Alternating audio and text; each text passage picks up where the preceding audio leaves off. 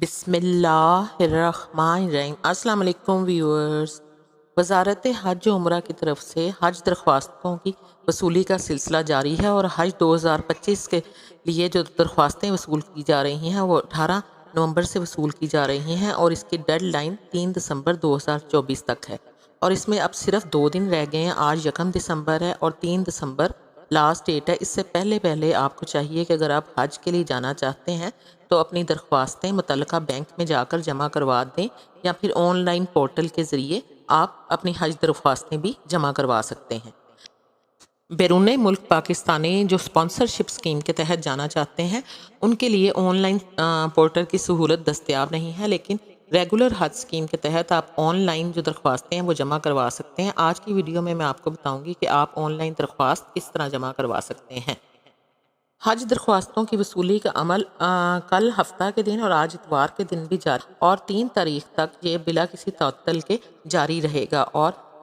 हफ्ता और इतवार को भी दरख्वास्तें जो हैं बैंक्स में वसूल की जा रही हैं। इसके लिए आपको चाहिए कि आप अपने तमाम कागजात जो मुतल्लिका दस्तावेज़ात हैं, जैसा कि मैं आपको पिछली वीडियो में बता चुकी हूँ, जिसमें कोरोना वैक्सीनेशन का सर्टिफिकेट ज़रूरी है जिनकी उम्र 65 साल से ज़्यादा है, और इसके अलावा जो लोग 65 साल से कम हैं और या 65 साल के हैं वो भी पासपोर्ट और शनाख्ती कार्ड की कॉपी,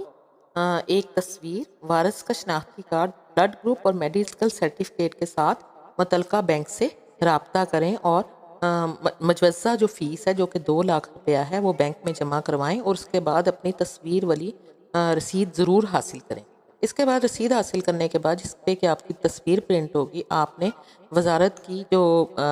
ऐप है जिसका नाम पाक हज ऐप है उस पर अपनी दरख्वास्त नंबर और शनाख्ती कार्ड का इंदराज करके अपनी दरख्वास्त का स्टेटस पता करना है। और आपने ये देखना है कि कहीं आपकी मालूमात कोई गलत तो दर्ज नहीं हो गई, और अगर ऐसा हो गया है कि आपकी कोई मालूमात सही दर्ज नहीं हुई तो आपने फ़ौरन जाकर जिस बैंक में आपने दरख्वास्त जमा करवाई है वहाँ से रब्ता करना है और अपने कवायफ की दुरुस्तगी करवानी है। रेगुलर हज स्कीम में अप्लाई करने के लिए आपने जिस वेबसाइट पर जाना है उसका मैं लिंक आपको डिस्क्रिप्शन में दे दूंगी। वैसे मैं आपको बता रही हूँ applyonline.hajinfo.org।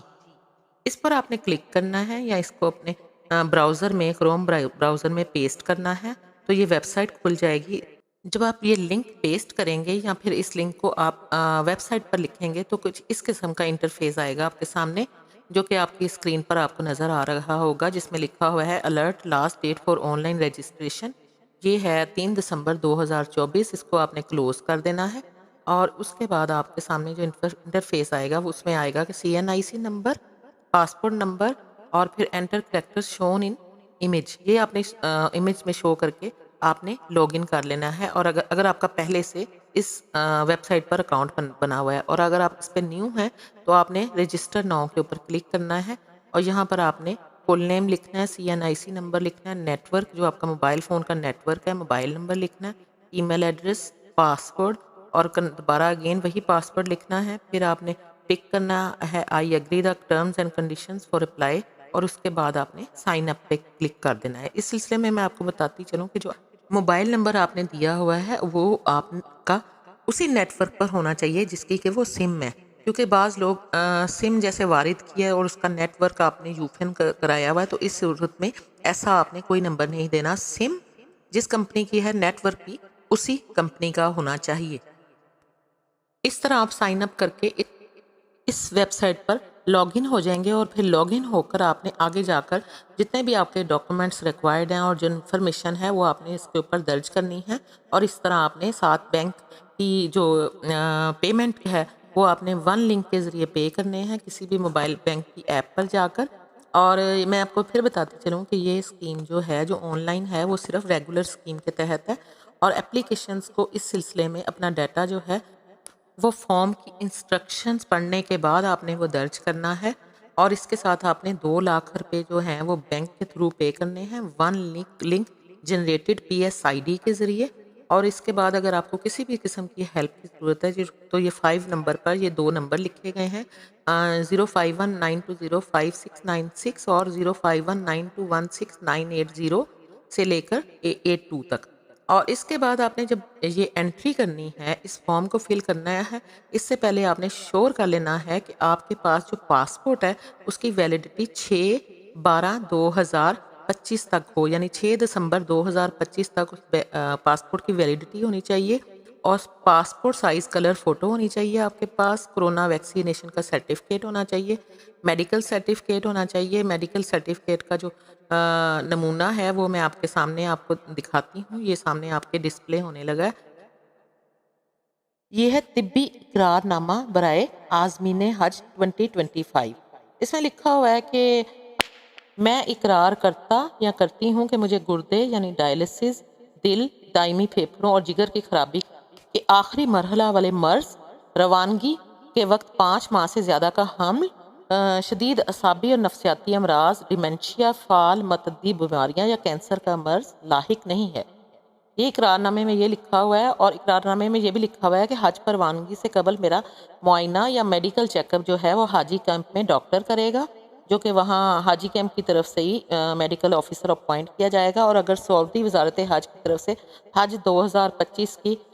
صحت یا ان کی جو انسٹرکشنز ہیں اس کے خلاف کوئی بھی خلاف ورزی پائی گئی میری صحت میں، تو مجھے حج روانگی سے قبل حج پر جانے سے روکا جا سکتا ہے۔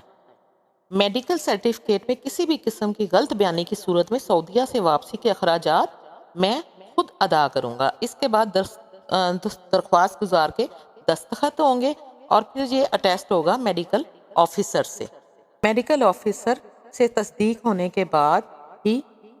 حاجی کے وہاں جانے یا نہ جانے کا فیصلہ ہوگا۔ اگر وہ کسی بھی قسم کی بیماری جو کہ مذکورہ سرٹیفکیٹ میں بیان کی گئی ہے، اس میں سے کوئی بھی بیماری عازمین حج میں سے کسی میں پائی جاتی ہے، تو اسے واپس روانہ کر دیا جائے گا سعودی عرب سے بھی، اور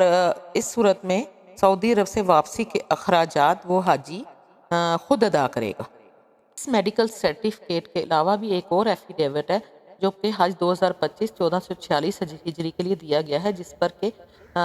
مختلف ہدایات لکھی گئی ہیں، جن کا کہ اقرار کرنا ہے حاجی نے اور اس کے اوپر سگنیچر کرنے ہیں۔ اس میں کافی شکے ہیں جن کو کہ آپ پڑھ سکتے ہیں ایزیلی اگر آپ پڑھنا چاہیں۔ اس میں 65 جو ہیں وہ پیراگراف ہیں یا شکے آپ اسے کہہ سکتے ہیں، جن پر آپ نے اپنے دستخط یا نشان انگوٹھا دونوں لگانے ہیں۔ ان شکوں میں مختلف طرح کی شکیں ہیں، جیسے مجھے اس بات کا علم ہے کہ دوران سفر میرا سامان گم بھی ہو سکتا ہے، لہٰذا میں اپنے سامان کی حفاظت کا خود ذمہ دار ہوں گا یا ہوں گی، اور اس سلسلے میں وزارت مذہبی امور یا کسی بھی ادارے کو اپنے سامان کی گمشدگی کا ذمہ دار نہیں ٹھہراؤں گی یا ٹھہراؤں گا۔ اس کے علاوہ اس میں ایک شک یہ بھی ہے کہ میں اقرار کرتی ہوں کہ مجھے علم ہے کہ میں کسی بھی شخص کو اپنے کمرے میں یا مشاعر میں اپنے ساتھ ٹھہرانے کا مجاز نہیں ہوں۔ اسی طرح کی 65 جو ہیں وہ پیراگراف یا شکے ہیں جو کہ اس اقرار نامے میں ہیں، جس کو کہ حاجی نے اس کے اوپر اپنے سگنیچر کرنے ہیں یا اپنا تھمب امپریشن یعنی کہ انگوٹھے کا نشان ثبت کرنا ہے۔ حج 2025 میں خواتین کو اکیلے جانے کی اجازت ہے، یعنی وہ بغیر محرم کے بھی حج پر جا سکتی ہیں۔ اس کے لیے انہیں ایک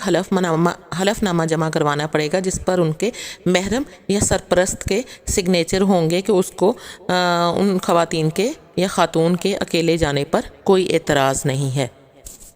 اس کے علاوہ حج اپلیکیشن کے ساتھ ایک حلف نامہ بھی دیا جائے گا جو لوگ ایک کمرہ لینا چاہتے ہیں 6 یا 4 خاندان کے افراد کے لیے جو کہ آپس میں محرم ہیں۔ اس سلسلے میں اس